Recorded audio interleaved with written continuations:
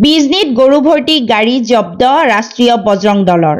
চিৰাং জিলা বিজনী কুকলং পথৰ ফৰেষ্ট গেটৰ ওচৰত আজি পুৱা প্ৰায় 4 বজাত ৰাষ্ট্ৰীয় বজৰং দলৰ সদস্যসকলে এক অভিযান চলাই অবৈধ গৰু ভৰ্তি এখন AC গোল্ড গাড়ী জব্দ কৰে।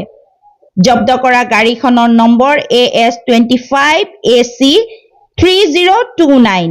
জানিব পৰা মতে বিজনী ভাওৰাগুৰিৰ পৰা নিশা গৰু ভৰ্তি গাড়ীখন ডাঙাইগাঁও অভিমুখে গৈ থাকোতে আজি পুৱাৰ ভাগত কুকলুং পথত ফৰেষ্ট গেটৰ ওচৰত আটক কৰে 7টাকৈ গৰুসহ এখন অবৈধ গৰুৰ ভৰ্তি গাড়ী।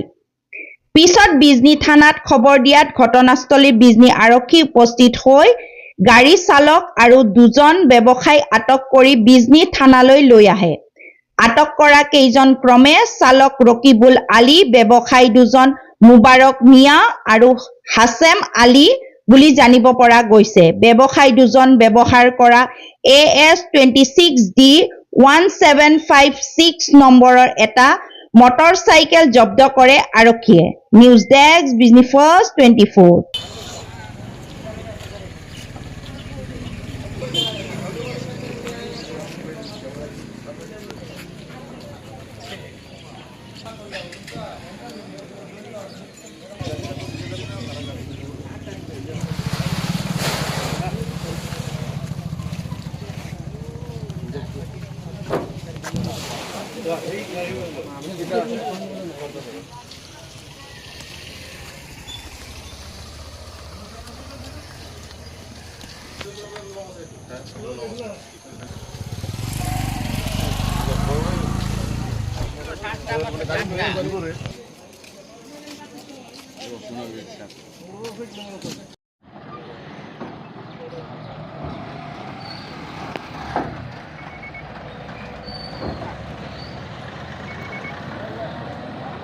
জঙ্গলে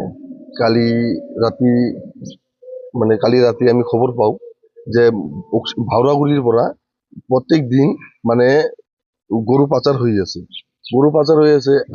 আমি জানা মতে সরকারে কৈছে যে গরু বিজনেসটো বন্ধ আর গো মাংসটো নিষিদ্ধ করছে, কিন্তু আমার অসম সরকারের নাকের তলেদি এইটো বিজনেসটো যে চলি আছে, এইটো আমার অসম সরকারে কি কৰি আছে? এইটো তো আমি ভাবো যে বন্ধ হয়েছে, এইটো তো বন্ধ হওয়া নাই, বহুত দিন ধরে চলিয়ে আছে। আমি অসম সরকারের কাছে কওঁ যে এইটো যাতে সোনকালে বন্ধ হয়, আপনি অসম সরকারে যাতে তদন্ত লয়, কঠোরভাবে তদন্ত লয়। আর আমি ভাওরাগুড়ি কালি রাতি রাষ্ট্রীয় বজরং দলে কালি রাতির পৰা দুটা তিনটা গাড়ী অহা কথা আছিল। এটা গাড়ী আমি ধরছো আর দুটা গাড়ী পলাইছে।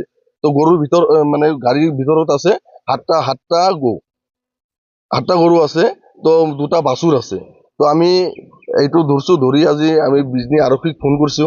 বিজনী আৰক্ষী আহি আছে, বিজনী আৰক্ষী তাতে গোটাই দিম। আৰক্ষীয়ে কি ব্যৱস্থা লয় এইটো আমি চাম।